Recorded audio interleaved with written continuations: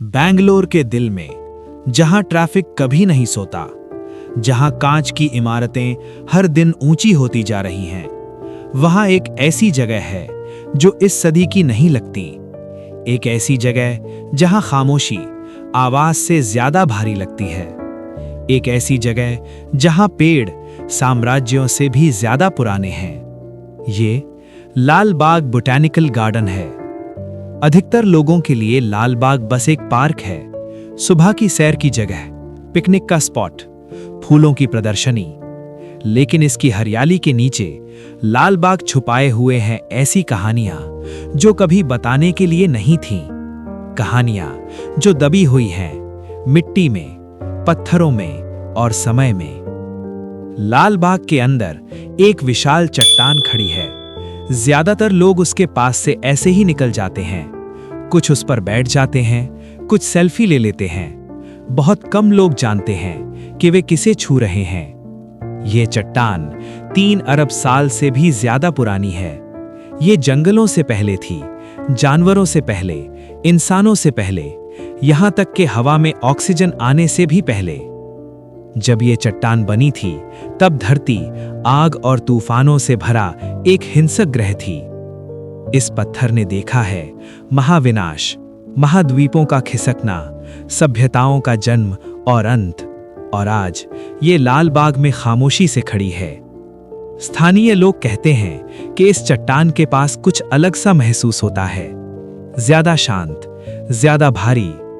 सुबह की सैर करने वाले लोग अक्सर बिना वजह चुप हो जाते हैं, जैसे ये चट्टान खामोशी मांगती हो। प्राचीन संस्कृतियों में माना जाता था कि ऐसी चट्टानें स्मृति पत्थर होती हैं, जो अपने आसपास घटने वाली हर चीज को अपने भीतर समेट लेती हैं। अगर ये सच है, तो लाल बाग की ये चट्टान सब कुछ याद रखती है। झाड़ियों के पास, पुराने रास्तों के किनारे कुछ पत्थर पड़े हैं जिन पर अधिकतर लोगों की नजर नहीं जाती। ये हैं वीर गल्लू, वीर शिलाएं। हर एक पत्थर एक योद्धा की मृत्यु को दर्शाता है। ऐसे योद्धा जिन्होंने गांवों की रक्षा करते हुए अपने प्राण दिए, बहुत पहले, जब बैंगलोर भी नहीं था। रहस्य ये है, ये पत्थर लाल बाग के अंदर क्यों है? इसका कोई आधिकारिक जवाब नहीं है। इतिहासकार मानते हैं कि ये जमीन कभी प्राचीन बस्तियों की थी, शायद युद्ध भूमि भी, जिसका मतलब ये है कि लाल बाग किसी खाली जमीन पर नहीं बना, बल्कि उस जमीन पर जिसने पहले ही खून और बलिदान देख लिया था। एक बाग जो भूली हुई कब्रों के ऊपर उगा। लाल बाग की शुरुआत हैदर अली ने की थी, लेकिन इसे असली रूप दिया उनके बेटे टीपू सुल्तान ने। टीपू सुल्तान सिर्फ एक योद्धा नहीं थे, उन्हें जुनून था विज्ञान का, चिकित्सा का और प्रयोगों का। दुर्लभ पौधे मंगवाए गए फारस से, अफगानिस्तान से, फ्रांस से और अरब से। लेकिन इतिहास की किताबें एक बात नहीं बताती। कुछ ब्रिटिश रिकॉर्ड संकेत देते हैं कि हर प्रयोग दर्ज नहीं किया गया। कुछ हिस्से आम लोगों के लिए बंद थे, कुछ पौधों के कभी नाम ही नहीं रखे गए। टीपू सुल्तान की मृत्यु के बाद कुछ पौधे अचानक गायब हो गए। कोई रिकॉर्ड नहीं, कोई जवाब नहीं।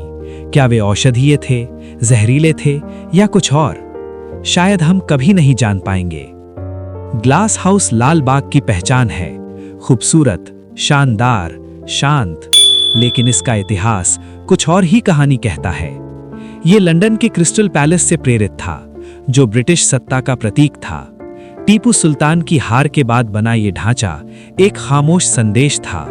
सत्ता अब बदल चुकी थी। जो कभी शाही प्रयोगों का बाग था, वो बन गया औपनिवेशिक प्रदर्शन का स्थान। ऊपर फूल, नीचे विजय। लाल बाग में कुछ पेड़ ऐसे हैं जो इस मौसम में जिंदा नहीं रहने चाहिए, फिर भी वे आज भी खड़े हैं। वैज्ञानिक आज भी बहस करते हैं कि ये प्रजातियां इतनी आसानी से कैसे ढल गईं, उस समय जब ग्रीन हाउस जैसी तकनीक मौजूद भी नहीं थी। एक सिद्धांत कहता है कि लाल बाग क्लाइमेट लेबोरेटरी था। दूसरा सिद्धांत और भी बेचैन करने वाला है कि यहाँ प्रकृति अलग तरह से व्यवहार करती है, जैसे जमीन खुद यहाँ उगने वाली चीजों की रक्षा करती हो। जब सूरज ढलता है, लाल बाग बदल जाता है। रात के गार्ड अचानक चलने वाली ठंडी हवाओं की बात करते हैं। पक्षियों के एक साथ चुप हो जाने की, चट्टान के पास हलचल की जबकि वहां कोई नहीं होता। कोई आधिकारिक भूत कहानी नहीं है, लेकिन कुछ गार्ड रात की ड्यूटी लेने से इनकार कर देते हैं क्योंकि रात में लाल बाग खाली नहीं होता, वो बस नजर नहीं आता। लाल बाग सिर्फ एक बोटैनिकल गार्डन नहीं है, ये एक जीवित इतिहास है।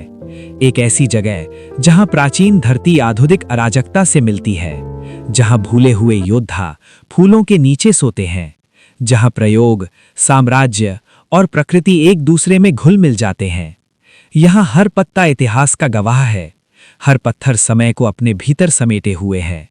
और अगली बार जब आप लाल बाग में चलें, खुद से पूछिए, क्या आप एक बाग में हैं या आप चल रहे हैं एक ऐसी जगह में जो जितना दिखाती है उससे कहीं ज्यादा याद रखती है।